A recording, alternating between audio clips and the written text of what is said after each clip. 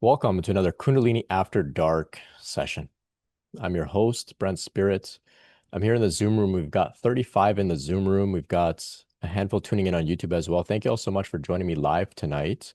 Our topic tonight is being an empath, being highly sensitive, energetically sensitive. Lots of things to unpack tonight on this topic. We'll explore what this all means. We'll explore some of the difficulties around this. And of course, as you know, I like to share from an empowered place. So while this topic can really be challenging for people to deal with, I think that um, there's a great opportunity here in being highly sensitive.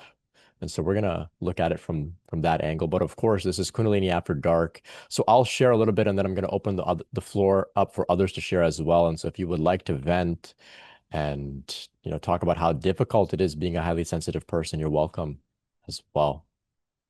So if you haven't already, you can check out some of the links in the description if you're listening in the archive. If you'd like to join us for the next Kundalini After Dark meeting, there's some courses there as well. We've also got kundaliniawareness.org. We have a directory of licensed mental health professionals with Kundalini awakening experience there to support you. If you happen to be a licensed mental health professional with Kundalini experience, please submit an application to the directory. We'd love to have you. And March 2026, we're hosting a massive global Kundalini awakening meditation. So mark your calendar, March 2026, I believe the 28th. I should know this, but I don't. But you can find out at kundaliniawareness.org to join us. Okay. Just remembering here that we're not here to share any medical advice. It's not a substitute for professional counseling, just a spiritual conversation on the internet. So let's talk about being an empath. So what is being an empath? Empath is, of course, this term. It seems to have come out of the spiritual community, the New Age community, referring to those with a heightened sense of empathy, right? So on the one end of the spectrum, we have psychopaths, which seem to lack empathy, and then we have empaths, which seem to have a very heightened sense of empathy, the ability to feel what others may be feeling, to pick up on energies in an environment, to pick up on energies in people's auras, for example, maybe being around somebody if they're in a down mood. An empath can really feel that, and this can also impact their mood, perhaps in a negative way, and cause them just cause them to feel, period, but cause them to feel sometimes overwhelmed. And so, we refer to this as being a highly sensitive person sometimes, right? Being energetically sensitive. Sometimes if that is too far out, people will say, hey, you're not really an empath. You're not picking up on spiritual vibes. There's no energy that you're feeling. Some people would say you're just a really traumatized person that learned how to pick up on people's cues, their mannerisms, their tone, the way they step, the way they walk, their body language. You learn to pick up on those cues so that you can anticipate if someone was in a bad mood, which might mean that they're out to get you. And so you develop those skills very early on, and now you do it subconsciously. And that's why you're so sensitive. You're always picking up on people's facial expressions and micro expressions and the way that their tone shifts. And then you interpret that as, something to be afraid of. And that's what brings you down. So we can look at it from that place as well. But of course, as we know here, this is a spiritual community. And we know there's a lot more going on than just the mundane, right? There's actually is, some energy that we're picking up on. We're picking up on people's vibes, their vibrations, right? And so, um, I was inspired to do this episode in particular, being an empath myself. I don't really use that term when I refer to myself, but for tonight, we'll use that term.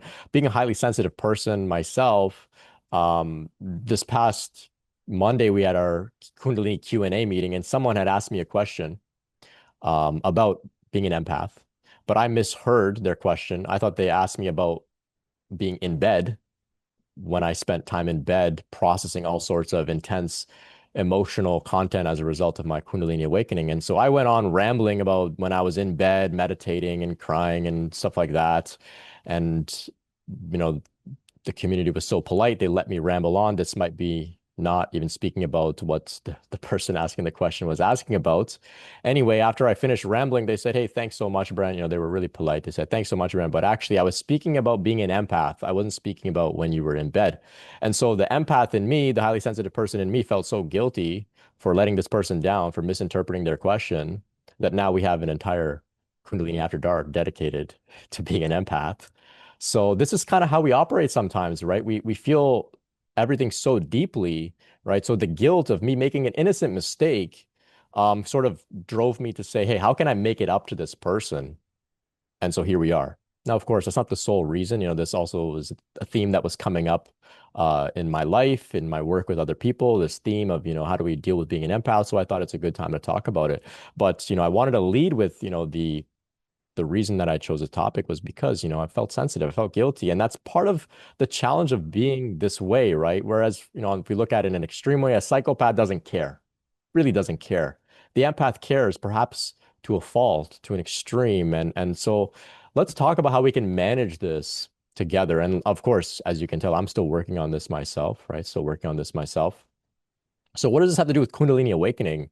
Well, of course, as we go through this process, Kundalini awakening can enhance our sensitivity to everything. Everything gets enhanced, especially energetically. And so our heart begins to open and our heart can begin to then pick up on all sorts of different vibes in the place that we're in relationships, and we're connecting with people. It also seems that it's likely those who are more predisposed to being highly sensitive in general, it seems that they're more likely to have a Kundalini awakening to begin with. And so this seems to, generally speaking, apply to many of the people in this community that are going through Kundalini awakening. It can be a theme that I see, on a regular basis where people say, how do I deal with this? This is too much. It's so overwhelming. I can't leave my house anymore because when I leave my house, I just start picking up on the energies of other people in the environment. And this is just too much ever since this awakening happened. So that's why we're going to talk about it today. Of course, like I was saying, we want to look at it not from a place of being a victim, though. We don't want to just feel victimized by what has happened to us as we become more sensitive, as if this isn't something that can be a great gift, a great, great gift, right? So we want to look at it from an empowered place. Of course, this is a gift, it's not a curse, but if you don't know how to use the gift, well, then you're gonna, get down on yourself about it, right? So as empaths, as highly sensitive people, we're gifted because we can feel. And then, of course, we use those gifts to serve, to offer our support, to inform the way that we move through the world, being mindful that other people are out there. They have big feelings sometimes. Sometimes we pick up on people's feelings before they have picked up on them. And in doing so, we can use that to inform the way that we interact with them, from the heart, leading with compassion and love, for example. And so as healers, as light workers, as people of service that are sensitive, our nervous system is our tool, is our instrument. So that's what we're doing with this nervous system. We're feeling and using that to guide us as we do our work here on this planet, right? There's an ascension taking place. People are going through awakening all over the place. People are hurting. And so that's what we're here to do. That's really what I feel. We're not here to just feel sensitive and not know what to do with it and just, feel like victims, right? So I can share a little bit about my experiences here. As a kid, I was really sick. Maybe when I was about like 4 or 5 years old. I had like really high fevers that wouldn't go down. And, I ended up in the hospital. They didn't know what was wrong with me. And I remember being in the hospital and being really terrified. I'm sick. I don't know why I'm there. I don't want to be there. They're trying to strap me down and give me injections and stuff. And I remember just getting really traumatized by this whole experience. So this was my experience in the hospital. When I was a little older, I remember my brother broke his arm. I'm completely fine. It's a broken arm. It's no big deal. I know that it's no big deal. I'm old enough to understand that. But we go to the hospital and we're kind of joking around about it, whatever. It's a light-hearted situation, generally speaking. But I just get completely overwhelmed by being in the hospital, by my own memories of being in there. And then I feel like this dense, heavy energy of being in the hospital, where, of course, people are sick, people are dying, hospital and whatnot. And I'm really picking up on this and I just can't take it. I can't take it. And I'm bawling my eyes out. And I understand, even back then, I understand that this is not necessarily a proportionate response to the situation, right? It's just a broken arm. He's going to be okay. But I'm really overwhelmed. Okay, my parents spoke to me. They said, hey, it's likely you're feeling this way because, when you were younger, you were in the hospital. It's a scary place for you to be. And I can understand that. So I was influenced by the environment, right? I was influenced by the environment. But later on, throughout my process, throughout my awakening process, I came to understand, I thought about this. I said, if we can go into a place and be influenced by the environment, and we can walk in a crowd and be influenced by the crowd, or we get spend time with an individual and we're influenced by their mood or their emotions or their energy. I thought, why don't I take a moment to think about this and realize that if I'm able to be influenced by the environment, then I can also influence the environment myself. I can influence other people. I can influence a crowd, for example. It's not just one way. We're not just at the effect. We can also be at the cause if we step into our power in doing so, right? And so that's how I stepped into recognizing that I don't have to feel victimized by my sensitivity. This is a two-way thing. And so, just one brief example, sometime much later in my awakening process as an adult, I drove a friend of mine to the hospital. They were visiting somebody that I didn't know. It didn't feel appropriate for me to go and see the person that I didn't know. So I went to the chapel or the prayer room in the hospital. Many of the hospitals here, at least in North America, have like a room where you can go and practice prayer, meditation, and whatnot. So I went there and I sat there and I meditated with the intention of radiating healing energy, loving kindness, compassion into the hospital. So that was how I overcame just going to a hospital and feeling like I'm at the mercy of all of the energies here, right? I actually actively stepped into my power and radiated outwards to influence the hospital as opposed to having the hospital influencing me. So I put myself at the cause, not just at the effect. So this is what I mean by stepping into our power here and recognizing here that we do have a gift, right? We do have a gift. Now, whether people felt my healing energy and love and whatnot, I don't know, right? I don't know. We can't measure this per se. Can't measure this per se. But if you go into the hospital and you feel a lot of big stuff, like I did, well, it's likely that, you can do the same in the reverse. And I think when you're doing it in a positive way, you have the power of the universe, you have the power of God, you have the healing energy of the light on your side. So I think one person can do a lot if they're doing it in a conscious way, as opposed to a bunch of people unconsciously radiating, lower negative pain and whatnot. I think one person radiating consciously can be very, very effective, very, very effective. So we want to influence rather than be influenced, right? I also suspect that many of the themes that we are sensitive to relate in some way or another to our own history, our own karma, our own conditioning, our own trauma, right? So if there's a theme that keeps coming up as you navigate the world with your sensitivity, if it's a recurring theme, it's likely something that you should become curious about. So this was something that I heard today from another very sensitive person. They shared, if that's a theme that you're noticing, don't just feel like that's what you're being victimized by. Perhaps there's something in your own field that needs to be addressed, and the world is reflecting that back to you, right? Something in your own shadow that needs to be addressed. So I go to the hospital, I feel a lot of big energy because I have a history of pain from being in a hospital when I was a kid.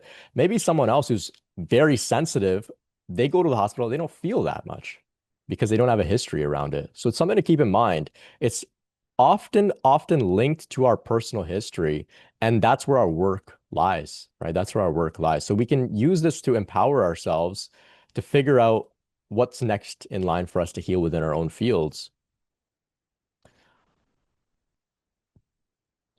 Another idea here that was shared with me is about anchoring ourselves in the lower chakras, anchoring ourselves within the gut, within the root chakra, so that our heart, which may be a little bit more unstable at times, it can waver with all of the emotions.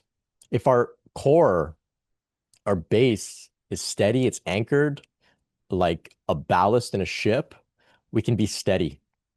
So, energetically speaking, you can consider bringing some awareness into those lower energy centers, breathing with your feet, connecting deeper with the body, not neglecting your heart, not shutting down feelings, but also just bringing the lower uh, chakras online in a more intentional way to keep yourself steady.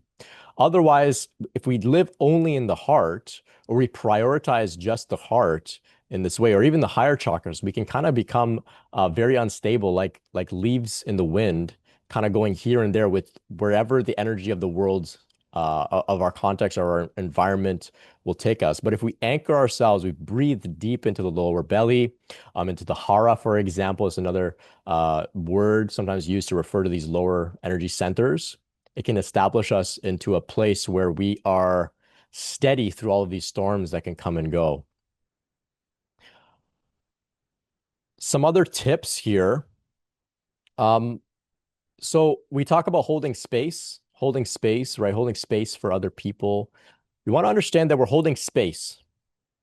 So when we're connecting with another person, either a friend, a partner, a relationship, whatever, or if it's we're something more professional, if we're working in some form of service, we want to hold space for people and their experience, their pain, and their emotions. But we don't want to hold their emotions. We want to hold space for their emotions, but we don't want to hold their emotions. So if you can see if you can find the energetic place within you that's spacious, that you can imagine almost holding like a container where you're the space, but you're not what is being contained in that space. I think sometimes we get a little confused, when we want to work with somebody, almost as if we want to take on their feelings and hold it. No, we want to hold space for their feelings. So we allow it to come and go. And that may involve feeling at times, but not gripping and holding on to those feelings, just allowing it to pass through your space, to pass through your container, right? Some more practical things as well. And I'm going to open the floor for others to share. I want to hear all of your tips, how some of these things have worked for you, if they have, if they haven't, if you have any ideas as well in your experience. In fact, I'm not actually I'm not that sensitive compared to other people that I've encountered. I'm really not. So I'm actually fortunate enough. I think that I'm sensitive enough that I get it, but not too much where it's like I'm just like really overwhelmed. And of course, I don't have gifts in the way that others do because of that. But because I'm kind of maybe more moderately sensitive, I feel like I've been able to kind of get a balance and navigate a little bit more easily. That's why I'm able to share about this. But I acknowledge like I'm not as energetically gifted as some of the people that I've encountered, right? Like there's a lot of stuff that goes over my head, energetically speaking, in a sense.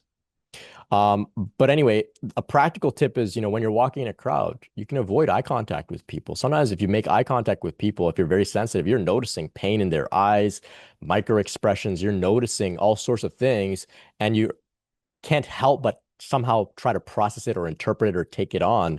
And so maybe you feel obligated, and perhaps it's a people-pleasing thing or a cultural thing where you feel obligated to like look people in the eye and give them your full presence and see them, and you want to be that way, and I understand that. But perhaps it's best at times if you just avoid making eye contact in crowds. Something to consider, very practical.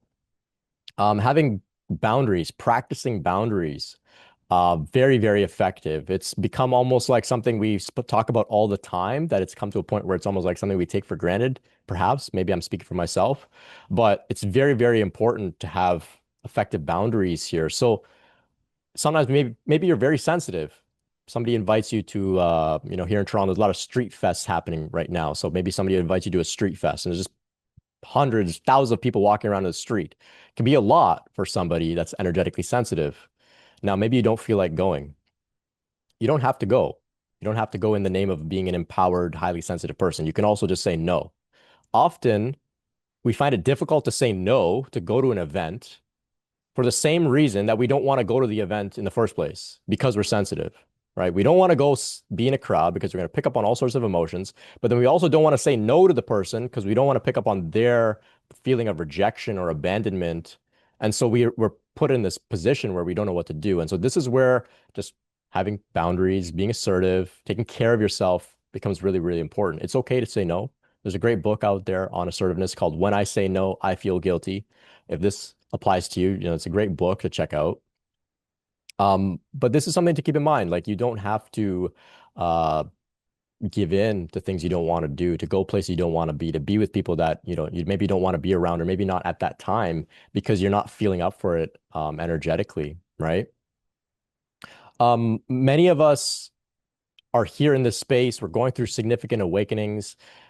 Generally speaking, we'll be called to serve in some way. We'll be called to serve in some way. In service, naturally, our heart opens. We recognize a high degree of oneness with other people, with the world. And so naturally we say, okay, this is all me. What can I do to help, to serve? And so this is a big part of this path.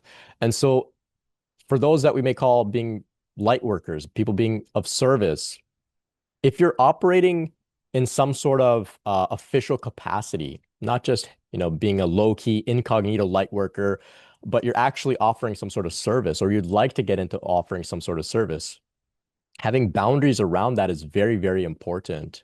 Having boundaries. So offering your service within a specific time frame, not outside that time frame, only within that container, because outside of that, you're going to need time to recharge, to take care of yourself, to just be alone, right? But when you go into those containers, into a session with somebody or into a group where you're working with them, then you know what you're signing up for. You know that you're going to pick up on things, but you're going to pick up on things that you're going to use to benefit the service work that you're doing. And so having containers with time, very, very important. Putting limits on, if you're going to meet with somebody, you tell them, hey, it's going to be 1 hour, but after the hour, I've got to get going. And you may not have anything going on after that 1 hour. You may be free, but that doesn't mean you have to be available to continue to support them, right? So you have to have some boundaries on the work that you're doing. And money is a great way to employ boundaries here by charging money, right? So when we charge money, we are saying my time is valuable, and we take that money and we use it towards self-care in whatever way that means for us, taking care of ourselves. But it also ensures that people who want to take advantage of you, your kindness, your empathy, your open-heartedness, it weeds them away. It wars them off if you're going to put a price on what you're offering, because then only very serious people are going to come to you and they're going to really have something invested in working with you. And so they're going to get the most out of what you have to offer. Whereas if you're just offering it to anybody and everybody at, 24/7, you're going to get people that just come and take advantage of you and they walk all over you. You become like a doormat, right? For example. And so, Kundalini moves up the spine, right? We want to have a spine in this sense, right? We want to be able to put up boundaries and say, no, this is what my time is worth. These are the hours that I work. I'm not available. I am available here. And it's okay to be assertive. It's very, very important. And in fact, it's a good example for the people that we're working with to be assertive as well. So, of course, this is how we ward off things like compassion fatigue. So, of course, this here, as Brent Spirit, I don't work in the capacity of a therapist. Outside of this, I do. And in our training, it's emphasized excessively about self-care. And in fact, we're ethically obligated to focus on our self-care. If we're not taking care of ourselves, we're actually breaching the ethical agreements that we have taken upon ourselves to do this role. And, we could lose our license or get reprimanded if we're not taking care of ourselves. It's ingrained into the work, right? Because we've understood that compassion fatigue is a thing, that we do get burned out in doing this work. It's very intense to work with people that are going through intense stuff. And so we have to take care of ourselves. So you can borrow something from the profession of psychotherapy, for example, and apply it in your own way, where you ethically obligate yourself to focus on your self-care, right? So many ways for self-care. We all know these different ways: moving our body, exercising, spending time in nature to recharge, spending time alone, connecting with other people who maybe are light workers in their own right, and we're seeking their support, right? Maybe that's another healer, a therapist, yoga teacher, somebody to meditate with, whatever it may be, a community like this. Doing those things for ourselves as well, very, very important. As well, when we get all these emotions coming through, we don't want to feel too victimized by them. We can actually use them as fuel to create incredible things, right? To channel them into art, to channel them into as energy to inspire us. So I typically lately have been trying as best I can. I seem more drawn to like high vibrational music, for example. But lately I've been listening to Linkin Park. And I was just thinking about like, why am I listening to this stuff where it's kind of whiny, to be honest, but I'm enjoying it. And I thought about it and I thought, when you think about Chester, the lead singer, the former lead singer of Linkin Park, he's passed on now. I started to think about it. His story is pretty challenging. And so when he's like singing about all this like negative stuff, he's singing from a really authentic place. Like you can really hear it in his voice. And especially if you get the context around the stuff he's been through, then you can really hear it. And I think that's what was drawing me to it, it was just authentic. And he's really channeling that emotion into something incredible. Like, he's gifted us with this music. And so we can do the same for the world as well. You don't have to sit at home and just cry. You can if you want, but you don't have to just do that. You can turn it into something meaningful and use it as fuel, as energy, as inspiration, and to create art. And art doesn't have to be all nice and high vibratory in that sense. As long as it's authentic, that's what makes it so meaningful. So we want to flow that energy rather than just let it pool within our system, because that's when it can really weigh us down. So we want to meditate with it, right? Meditation means just being with the experiences, allowing it to come and go, recognizing that it's all impermanent, allowing it to flow through your system without suppression, without just bottling it up, but letting it be there, feeling it, right? If you have to cry, you cry. That's okay, right? There's also some spiritual practices that we can do, some energetic practices. We can engage in rituals, right? We can sage the environment that we're in. We can sage our aura, our field to clear negative energy. These things can help. We can have crystals that do this kind of stuff. We can invoke our guides. We can do all sorts of different practices. We can chant mantras that clear the space, clear our energy, clear negative energy. We can light incense, candles, all these types of things. They can be very effective. They can be very effective energetically.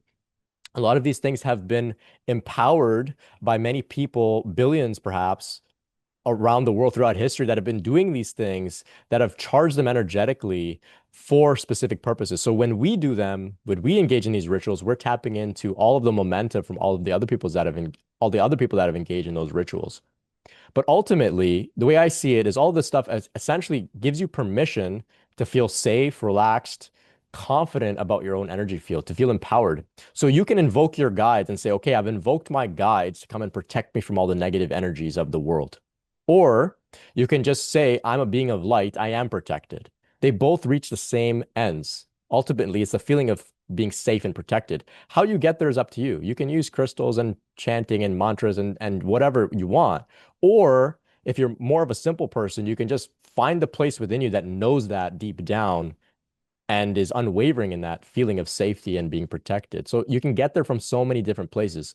That's how the rituals work. So they're not for everybody. Some people see that and they just get overwhelmed, or they don't want to engage in anything that's too specifically oriented around a religion or a particular tradition or whatever. You don't have to. You just find the feeling within yourself. That's ultimately what the rituals are doing anyway. They're pointing you in that direction.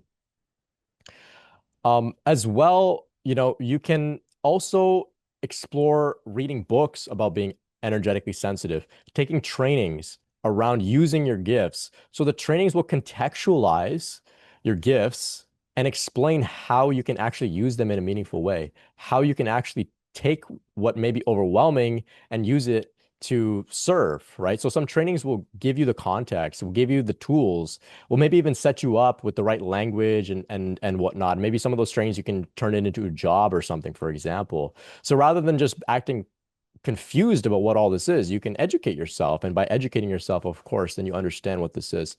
This is a great gift that we have. It's a great gift. There is a phase, of course, where some of us may have to just feel all of this. None of these things that I've shared are going to help. You may just have to just cry for the pain of the world. Like let your heart break open as you note how much pain and suffering there is in the world. I'm not saying that you can't be in that place too. Just know that if you're there, remind yourself that it is just one phase of the journey. It's not the final resting place. Eventually, there's a maturity that comes online, which doesn't forget the pain of the world.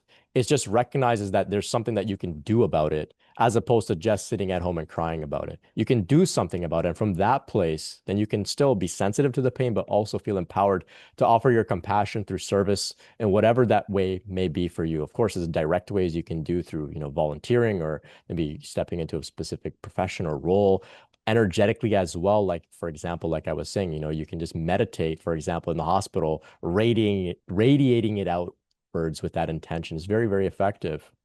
So finally, I'll leave you with one last idea here, and then I'm going to invite others to share as well, which is, you know, AI has come to the forefront of our culture here. It's doing everything essentially except what the highly sensitive person is gifted with, which is to feel. It will never be able to feel, right? And so now may be an opportunity while everything else may be taken care of in some capacity, the one thing that won't be will be to feel. So this may be a chance to step into your role and to do this work in a conscious way. We have a crisis here of people avoiding feeling, right? People avoiding feeling. We have a mental health crisis, we have addiction crisis.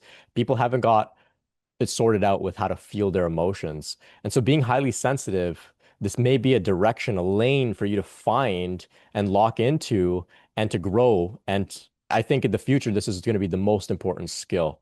I think schools are now going to just be teaching essentially about how to use AI and whatever, and then how to actually feel your emotions. Emotional intelligence is going to be the next big skill that we are going to have to learn very quickly. And I think it's people like us that are going to lead that movement. And so I'll wrap it there. I want to open the floor for others to share as well. I know I just dumped a bunch of ideas on you today. We'll see if that sparked any conversation. Maybe you have some things to relate, some questions for myself or the group, some ideas, some tools. If there's something on your mind that you've come with tonight that isn't exactly related to the topic at hand, that's welcome here too. We open the floor for whatever may come up. Once again, check out the links in the description. You can join us for the next Kundalini After Dark meeting. You can join us for Kundalini Q&A meeting, kundaliniawareness.org. Check it all out. Thank you all for being here. Let's see what's coming up for everybody. So Christian shares here in the chat. As an empath, historically, I would avoid crowds because I couldn't handle the feelings and or energies of others. At almost 54 years of age, in a career where I'm constantly in groups, I've learned to control it. I've learned to really push energy from the heart, and this really opens space for me to shelter from the overwhelmingness of others. This also helps me focus in on those energies that I want to participate with. That's brilliant. Brilliant. Yeah, thanks for sharing, Christian. Let's hear from Angelina. I work with individuals and groups, and what I have learned, especially with groups, is I pay careful attention to what I eat before I'm going to facilitate so that I'm eating foods that are grounding me. And for me, that's sweet potatoes and chocolate and I hate to say it, but good old meat, hoofed, cloved hoof is very grounding. I also make it a point to walk around the room barefoot so that I'm grounded and I set the energy in the room of being very grounded.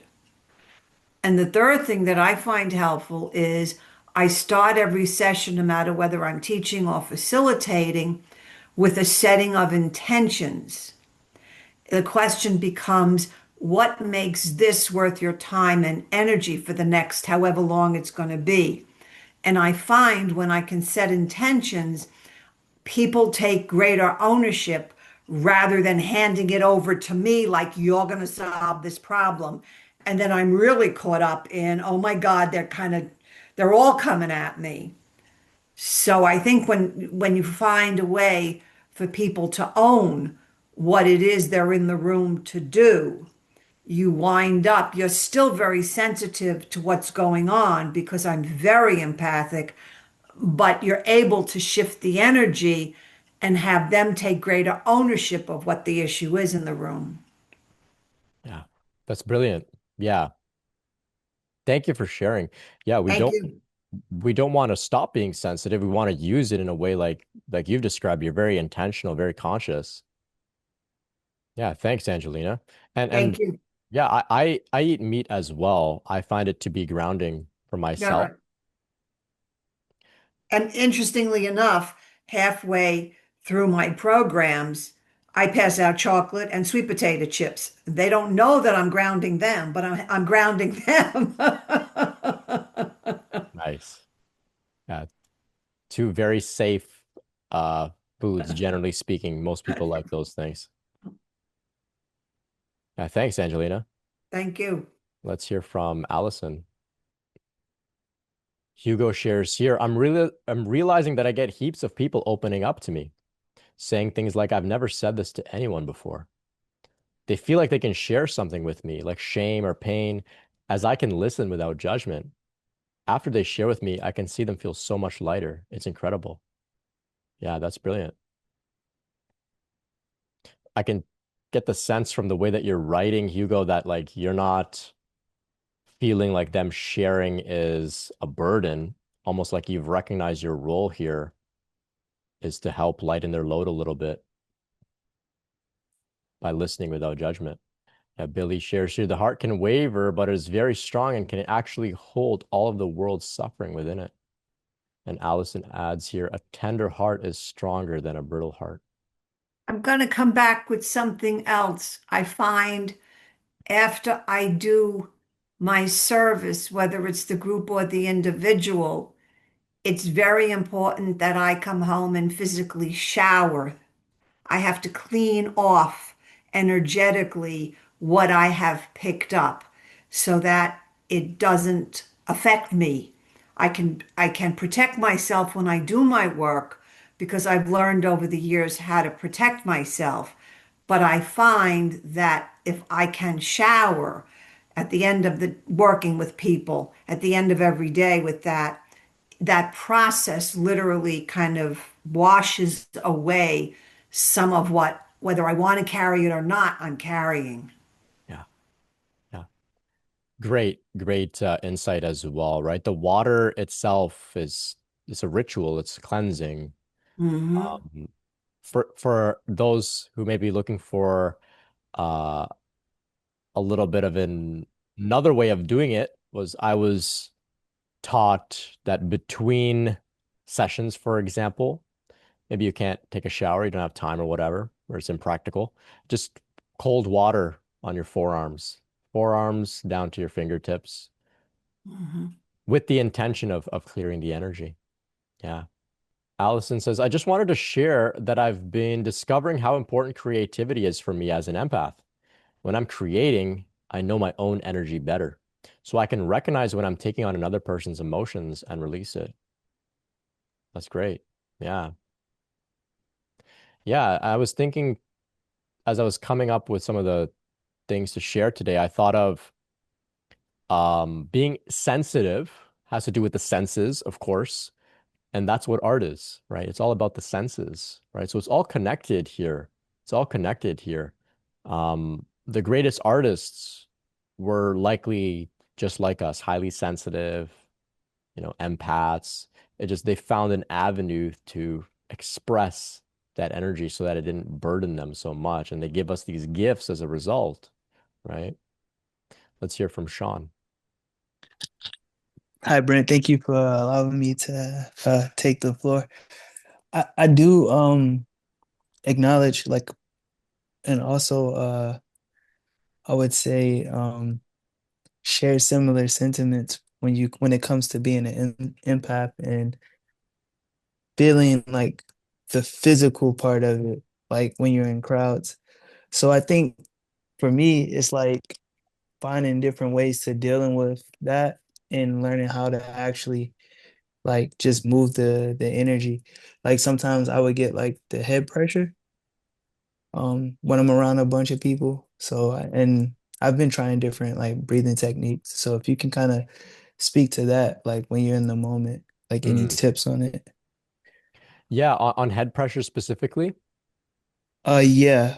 Just I think just mostly based off of people who've experienced the Kundalini and how it rises up. Mm. Um, Sometimes when it's overwhelming, you can feel the pressure a little bit.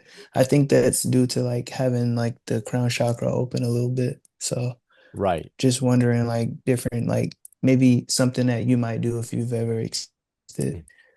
Yeah, yeah. So head pressure is very, very common, and of course, it can come on for so many different reasons under so many different contexts. Of course, like you're sharing, Sean, being in a crowd, being sensitive to the environment and whatnot. But it can also come on just as part of our process. If we're engaging in a lot of specific spiritual practices, it can do that. So what I generally share is if it's manageable, if it's not painful, it's not so uncomfortable, it's mild, it's there, but you can still get on with your life, just let it be. Don't try to make it go away or see it as a problem. There's work being done there in the head, and that's what you're feeling. If it is like really excessive, it's unmanageable, you can't do anything, then okay, there's some things that you can explore, of course. Um, very quickly, the most practical, easy thing you can do is put the tip of your tongue up just behind the two front teeth on the roof of your mouth. This creates an energetic loop where excess energy from the top section of your face, of your head, can flow through the tongue and down the neck and into the rest of the body. This can help if there's excess prana and pressure there. This can bring some relief. You can give it a try. You can also train yourself to just keep your tongue up there throughout the day and whatnot. That can be your tongue's new resting place. It may take some time to practice, but eventually it will just become a default thing and be very natural for you. Um, Avoiding, of course, any significant third eye meditations or crown chakra meditations, avoiding anything that's the kind of head based, that's just adding to the pressure, just putting prana up in your head, putting the Kundalini up in your head. You don't need to do any of that sort of stuff. Um, you can even talk to the energy as well. The energy is the energy of God, it's the energy of your body. It's all the same thing. And you can talk to it and say, hey, like this is a lot. Can you take it easy on me? Or you can say, hey, right now I'm at work. This is making it difficult for me to be at work. Can you take it easy on me? But when I get home, I'll meditate or I'll be in my room or my space or I'll go on a walk and you can have your way with me, Divine Mother Shakti. So you can talk to it in this way and you can see what happens. And this type of negotiation can apply to any type of intensity throughout the process. Maybe you're getting a lot of intense spontaneous kriyas, spontaneous movements. You can have the same type of negotiation as well. Um, Bringing your attention to your feet, breathing with your feet can help as well. It can bring some relief to any excess head pressure as well. Breathing into the lower belly. These things can help. Eating grounding foods like we were talking about, like Angelina was sharing, for example, meat, sweet potatoes, chocolate, these types of things. Protein and fat, generally speaking, are more grounding, more satiating in that sense, give you a little bit of ballast. But if it's not painful, not unbearable, let it be there. There's work being done there. There's work being done there. That's why you're feeling something going on in your head, because something is going on in your head. The Kundalini is perhaps, opening up your crown Yeah, chakra or whatnot. So just let it do its thing. yeah, thank you for that. I appreciate the comments. I think it's just, I guess I've been going through this for like a couple of years now, and I've been trying to find like groups like this. So just kind of learning all the tips to the trade. So thank you. Yeah, yeah, welcome. Thank you for being here. Yeah. Yeah, you're in good company here. And if others have some tips for Sean, please share. I have on my website a free ebook, audiobook called a No Nonsense Grounding Guide. It has some tips to manage some of these things, head pressure, feeling spaced out, feeling depersonalized, these types of things. It's completely free. You can check it out. And if you would like to go even deeper, I have an entire course. It's 8 hours of video content called Grounded Spiritual Emergence and Integration. So you can check that out on my website as well. And the links are in the description. Let's hear from Blue Star. Hey there, good evening. Hi. Hey, my name's Blue Star, and I had a Christo Kundalini awakening about 30 years ago. And I work as an energy healer, basically as an exorcist. And so I kind of have a different perspective on the energies. And I feel like when we're going through this big detox of Kundalini, it's important to have a practice that fully refreshes the energy in your system. So whether it's yoga or Tai Chi or a self-clearing energy healing practice, that will really help with the pressure in the head or in any of the chakras. Um, excuse me. And then also some other things I'd like to bring up. Where I work, HSP, highly sensitive person, means also high sensory perception. So, and that's that as an energy healer, um, working in the energies over time, yeah, your perception greatly expands. Something else to consider is that there's about 5 different aura types. So the different aura types will experience energy differently in the environment. So some people's auras naturally transmute all the energies around them. They take the dark negative energies and actually transmute that. Uh, some people uh, need to be around a lot of energy. And yeah, so there's different energy types, and people will respond to the environment the way that their auras are configured. Yeah, so Brilliant. uh, yeah, I don't think there's anything else I want to add to that. But and I will say, you already brought this up. Being highly sensitive as an energy healer, sensitivity is my tool, and uh, and I feel like the further we go along in our process, and the more we meditate, the more we detox our system, what we're also actually doing is equalizing the internal forces and energies within and equilibrating it with the energies without. So, like a diving bell that's rising up through the water. Uh, the meditations and all go a long way towards relieving a lot of that pressure. But as we go along and energetically, we're clearing our systems and detoxing on so many levels, and we're calling all of our power back to us, and we're becoming energetically sovereign. This also will naturally help us begin to cultivate really good energetic boundaries. So, yeah. Brilliant. Thank you so much, Blue Star. I like the language you used there. I mean, throughout your entire share, but particularly when you said energetically sovereign. Yes. Yeah, and I feel that's our whole journey is to become energetically sovereign, to get to the point where we perceive where, people have hoses and hooks and faucets into our system, where we can perceive, multidimensionally the implants or whatever that we need to clear from our system, any multidimensional interferences. And yeah, so energetically sovereign is the goal because we get to the point where not one thread is siphoning off our power and our energy. And the best offense is a good defense. Mm, well said. Thank you. Blue Star, I'm Thank you. curious if you could type in the chat if you have a resource about the different aura types that you mentioned. If there's like some more Yeah. information you have for us about that, that would be great. If you have a link or anything like that. Yeah, I'd be happy to. Thank you. Hey, thank you so much for sharing your insight. Let's hear from Tawny. Hi. Hey, Tawny. Um, so I'm definitely an empath and a highly sensitive person, and I I've always really liked that I am.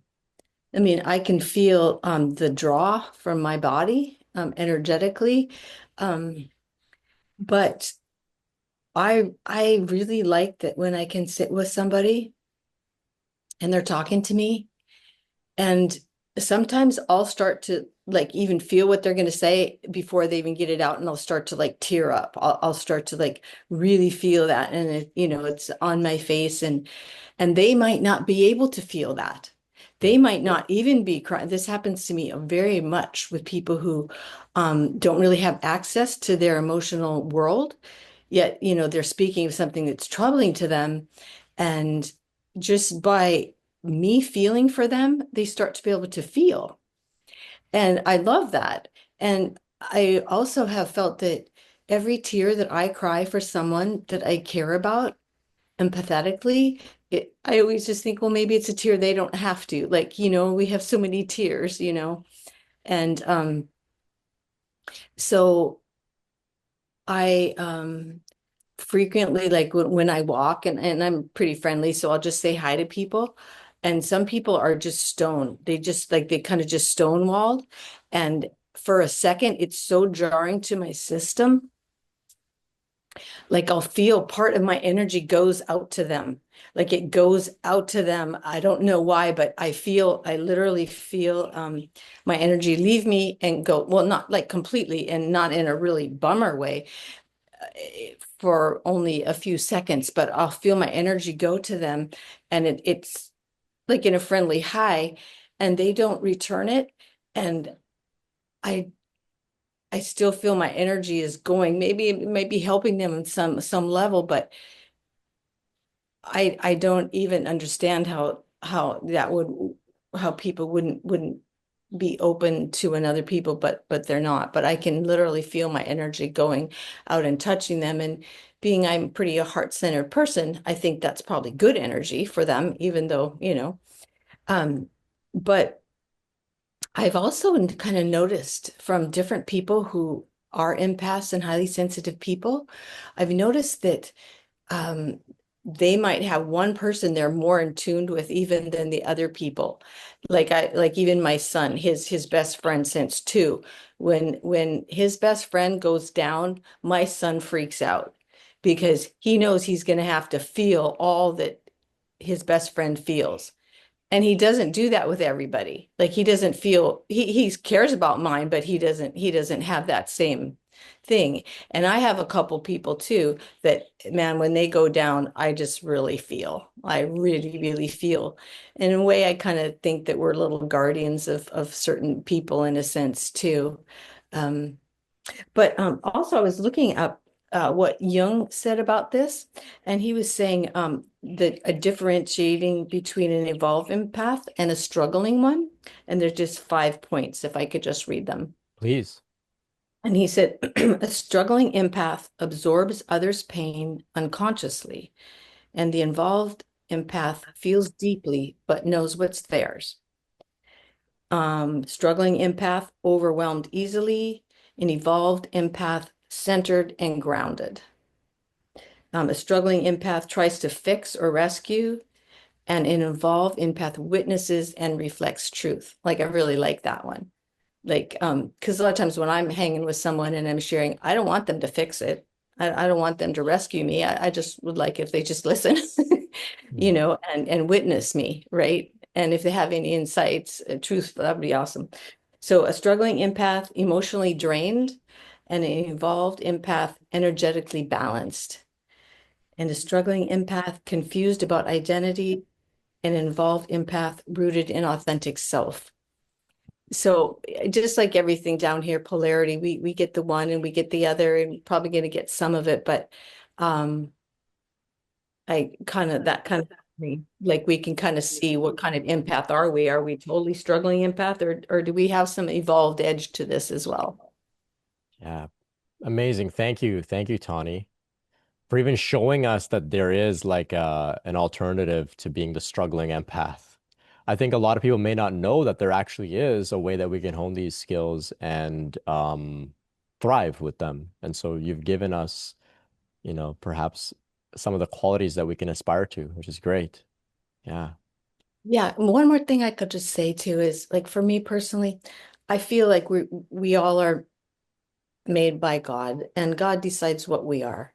And if God made us an empath, I just think it's a good thing, Mhm. and that we can work with it. We can work with it in a positive way and deeply feel. There's a lot of healing and feeling. Yeah. Beautiful. Thank you. Thank you. Yeah, and I like what you share about, there's the language you use was like there's a few people that maybe we're guardians of in that way. Um, and it seems like there's chords that get formed between particular people, and that's like, maybe the means by which we are able to be sensitive to their particular emotions and whatnot, and that helps us to relate so deeply. It's beautiful, right? It's beautiful. Yeah. To as a mama, there's a lot of research about the cord. When you said cord, like the umbilical cord never really goes away between us and our children or us and our mom. And they even have research now that when the baby is in the mommy's tummy, a lot of the newborn fetus cells are going into the mother. So the mother is actually being fed the baby and energetically is connected to that baby, even when the cord is cut. And me as a mom, I know that, my heart doesn't just beat inside me. My heart beats with my 4 children and where they are as well. So it's just pretty like, wow. Wow. It's beautiful. Yeah. Yeah. Thank So that's a great example of the benefits of being energetically sensitive. And it's primal. We all have some connection with that in some capacity. Amazing. Thank you, Tani. And Life of the Jackal shares that they were just gonna share the Carl Jung piece. Nice. We're all in sync tonight. Let's hear from Aiden. Hello, Brent. Hey, Hello, Aiden. everybody. So I wanted to just kind of share through my Kundalini awakening, just kind of like um how I've kind of learned emotions and stuff like that, and maybe that will maybe help somebody, or I'll just let it kind of flow. So I found um early in my life, I used to, like, when I was a teenager, I used to use and I didn't really realize it at the time, but I used to use stuff like nicotine. I used to use like marijuana. I used to use all kinds of things in order to kind of cope with some very heavy emotions, which is something I've had um, throughout my life, and it's something that remembering now, um, that even when I was like much younger, I had a very deep kind of I had a lot of deep emotions, which kind of got suppressed after a while. Um, And it was very interesting because um, up until, which I think maybe started the Kundalini awakening, I had a psilocybin trip um, in December of 2021, and it was bringing up so much. And at first, it was dissociation, and it was so intense and so like crazy. I was like, what the hell is going on, right? Like it'd be very grim, very like strange, very odd. But I think what I realized, it was crazy because as I've decided to actually start working through this stuff, I'm kind of a newbie with like actually integrating stuff. In the middle of like I've in the last since last July, and around that time I realized it was a Kundalini awakening.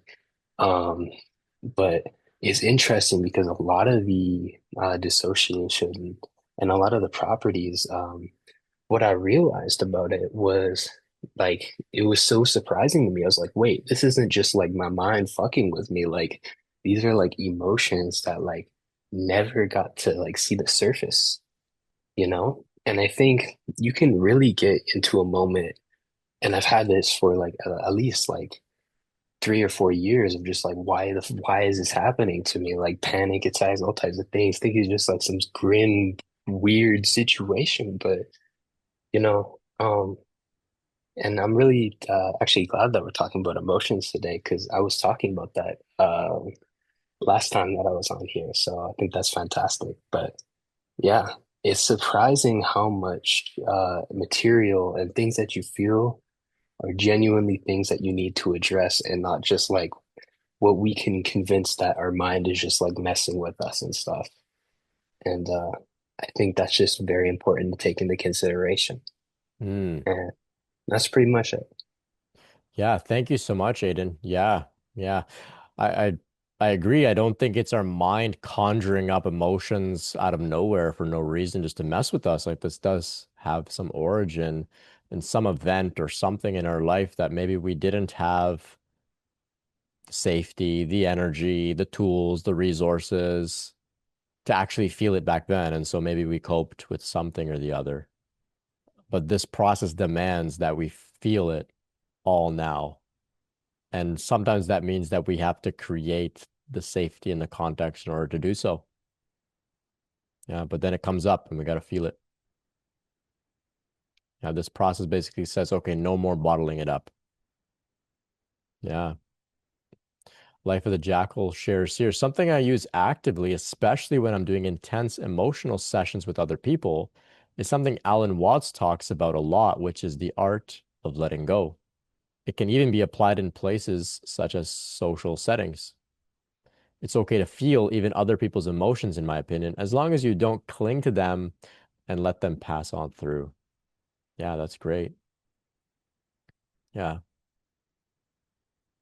Yeah, I guess that's what I was trying to say with, we hold space for the emotions. We don't hold the emotions. Like we hold space for other people and their experience, but we don't hold their experience itself, right? I like how you put it here. As long as you don't cling to them and let them pass on through. Great. Christian asks on the YouTube chat here, is Kundalini inherently dangerous without guidance for the solo practitioner? No, I don't think it's inherently dangerous. I think it's inherently transformative and healing. Can it bring about great difficulty? Yes, absolutely. Um, when you use the word solo practitioner, I'm imagining somebody actively engaging in powerful techniques to manipulate and stimulate and rouse Kundalini, such as visualizations and breath work and pranayama and, maybe psychedelics and things like this. It can definitely be very effective, but it can bring a lot of difficulty, especially if a person has, begun to, play around with Kundalini, for lack of a better word, uh, without proper preparation of their system, without proper context, without proper tools and resources in place. It can be very, very challenging. Um, but I feel that there's many people that have navigated this journey without direct guidance from a teacher or a guru or being involved in a particular tradition, for example. And, they make it through the difficult parts successfully. I don't like the fear-based ideas of talking about Kundalini as this dangerous thing and it can kill you and it can invite demons and these types of things. I really don't buy any of those fear-based ideas. I think this is the most beautiful transformative process that a human being can have the opportunity to experience. Can it be challenging? Yeah, but so can many other things in life as well. So we don't want to look at it as if it's a scary, scary thing. Just the right context and understanding can make all the difference.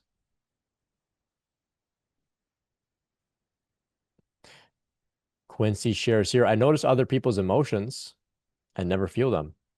I spent some months around someone who was in a really bad place in every way, and I never felt bad around this person. I felt perfectly fine, but whenever I would leave their presence, I would start crying. This was shortly after the energy activated. And then Allison adds here, for me, the absorption can definitely be delayed. Very interesting. Very interesting. Yeah, I can see that happening as well. When you get to your space, then you're able to feel it. Yeah. Allison adds here, another recommendation I would make is to cut down drastically on the news and social media or set certain times to take a break, especially if your mental health is suffering. Don't feel guilty about it. Yeah, great. I agree. I agree. We were never meant to scroll past like 100 different emotionally charged pieces of content within like, the span of a few minutes. That was never meant to be how we kind of move through the world, right? Um, and so yeah, for those that are sensitive, like that's maybe the equivalent of being in a crowd of people and all these different energies coming at you suddenly, right? You're seeing all these different things online and social media and all this whatnot. Um, can be a lot for a sensitive person. Angelina says, and it's not a popular idea, but eliminating caffeine, alcohol, and sugar helps. Yes, I agree. Still working on the sugar one, but yeah, we are sensitive to people's emotions and energy as well, often to the things that we put in our body through food and substances and stuff. Definitely. Let's hear from Blue Star. Yeah, a couple of helpful tips, I hope. Um, and you know, when we're empathic, uh, we we do sense it energetically, and if we don't have good boundaries, you know, our being will tend to take it on physically. So, for instance, in some sessions that I do before I got better at clearing myself, um, there would be projectile vomiting. And this was my system immediately detoxing from any of the energies that I would pick up. And being highly sensitive, I feel it's really important, you know, that we get good at distinguishing what's ours and what's other people's stuff. And I used to take a Kundalini yoga class.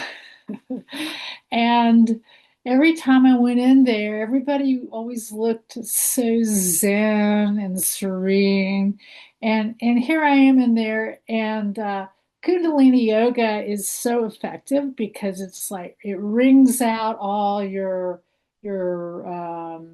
glandular system, which is the physical manifestation of our chakra.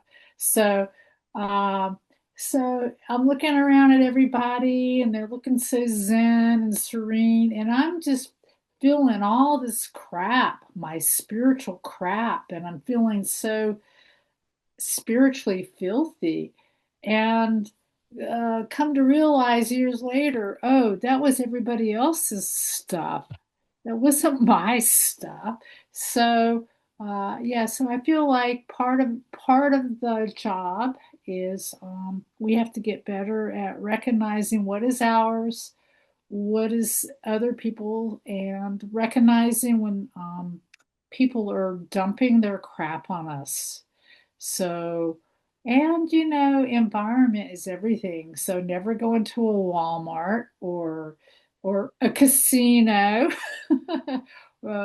because you know these are all you know, casinos. There's so much low frequency energies there, addiction energies. Entities thrive on addiction energies, you know. So, uh, yeah. So environment, and then just trust your own inner Bill. Yeah. Brilliant. Thank you so much, Blue Star. Yeah. Taking it on from other people, it reminds me of um Sri Ramana Maharshi. You know, he was sick, he had cancer, and I guess he was dying. And, you know, his devotee said, you know, you have all this pain you're carrying. Why don't you give it to some of us? We can each take it on a little bit for you. And that way you can, you know, stick around a little bit longer and be with us. And he said, where do you think I got all of this from? I got it from all of you, right? So I don't think he was speaking from like a victimhood place, right?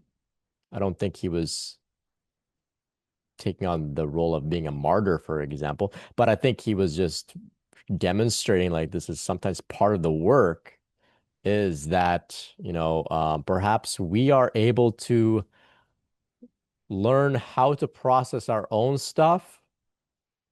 We become unafraid of our own content, unafraid of our own emotions. We see that these are just fleeting emotions arising and passing away. We go through our own process in that way, and then we say, okay, I know how to digest stuff. I can do this for other people in some capacity too. Now, of course, you know, you don't have to do this. You know, Ramana is a great master.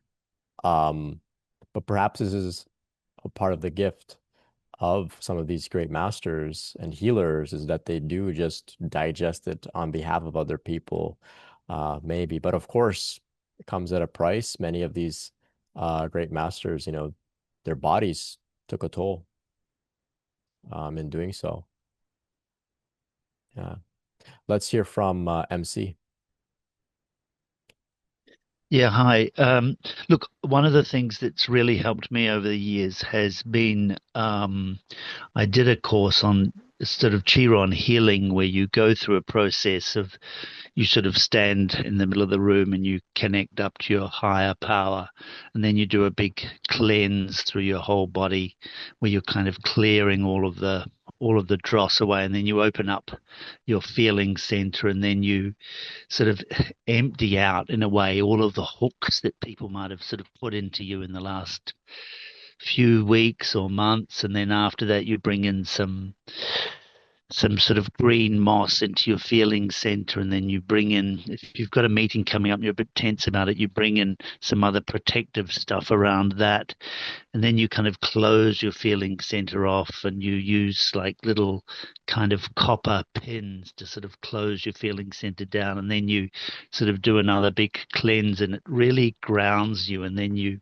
sort of silver bubble yourself at the end, and then you disconnect. And I've been using this very successfully for years, in order to either create a bit of a bubble around me when I'm going in to meet a group of people that afternoon that I might not think, I don't really want to be there, or if I've got a rough couple of weeks coming up where I think I got a lot of people, a lot of different energy coming up, I use that silver bubble to protect me over an extended period of time.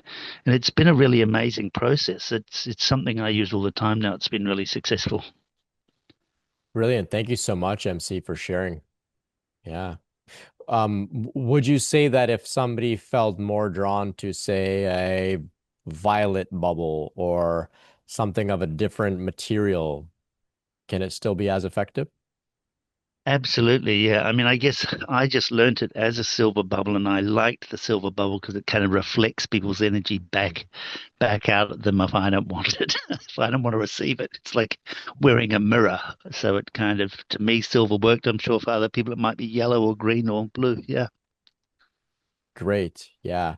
Yeah, I just w was curious to see your take on that, just because I feel like you can't get this wrong. It's kind of an opportunity to be a little creative and to make it your own and make it into a way that feels right for you. And I'm happy to hear that that's been so effective for you. Yeah. Yeah, amazing. I recommend it. Yeah, great. Thank you so much. Yeah, Angelina adds here, I use a violet pyramid. Yeah, that's great. Yeah, I've heard of people basically building, like in their mind's eye, visually building like structures that expand like miles of sort of um, defense structures. So you can play around. Let's hear from Brett. Hi, Brent. Hi, everybody. I just wanted to add about the defense. I set my energetic field to deflect to source for transmutation. So anything coming in at me that I don't want, anything negative or intentionally hostile, I will deflect it automatically back to source for transmutation. And that takes you completely out of the feedback equation. And it's super useful. I learned that because I was inadvertently caught in a shamanic battle that I did not know that I was in, and I had no shamanic skills. So that one that I learned came at a very high cost, and it's on right now. Like I keep that on permanently. So I just wanted to let anybody know that that works, and it works very well. Brilliant. Thank you for going through that, I imagine, very challenging initiation to share that with us. Yeah. Sometimes we get initiated into our gifts through great challenges like that. Another way that I've seen it done, though a little bit more perhaps demanding rather than deflection, is you can see that your heart is like a vortex that takes things in and then shoots it up to the crown where it gets launched into the source, into source, back into source. So your body becomes this like transmutation machine in a sense. So you don't hold it in your heart, you let it pass through your heart up to the crown and back into source. And that's one way that you can use your system. But, you know, like Brett was sharing, deflection is also a very effective option as well. Okay, let's hear from Allison. No, I've done that too, kind of by accident, or sometimes I've done energy work and I can feel it going up my arms, through my body, and but into the ground. And I don't even know, like it's not intentional. It just kind of happens sometimes. And I know that nothing stuck to me. I know it just went cleanly through me and absorbed into the ground. And it worked better than just doing like it's like the Reiki wasn't working fully, so it just needed a little bit of like a vacuum. It kind of felt like I was like a vacuum sucking it out, but the vacuum was actually the earth, and I was just the hose, maybe. Yeah. Yeah. Very cool. Yeah, back up to source or back into the earth. The way I see Yeah. it, it's generally speaking all the same. But that's cool that it just happens to you spontaneously, naturally, not doing anything. It's just that's the natural direction that it wants to flow. Yeah. Very cool. Okay. Thank you all so much for sharing today, for supporting one another. We're gonna wrap up here. I'm gonna type some links in the chat if you would like to explore any of these things. Tomorrow we've got Kundalini Q&A meeting at 2 p.m. Eastern. I appreciate all of your support, your donations, your engagement here. Thank you so much. I mentioned my course, Grounded Spiritual Emergence and Integration. I've typed a link there in the chat. We've got some openings for some one-to-one meetings if anyone would like to go deep with me. Thank you all so much. Check out kundaliniawareness.org. Like I said, March 2026, we're having that global meditation. Get some sleep, everybody. Thank you so much for joining tonight. I see all of your love in the chat. Appreciate you all.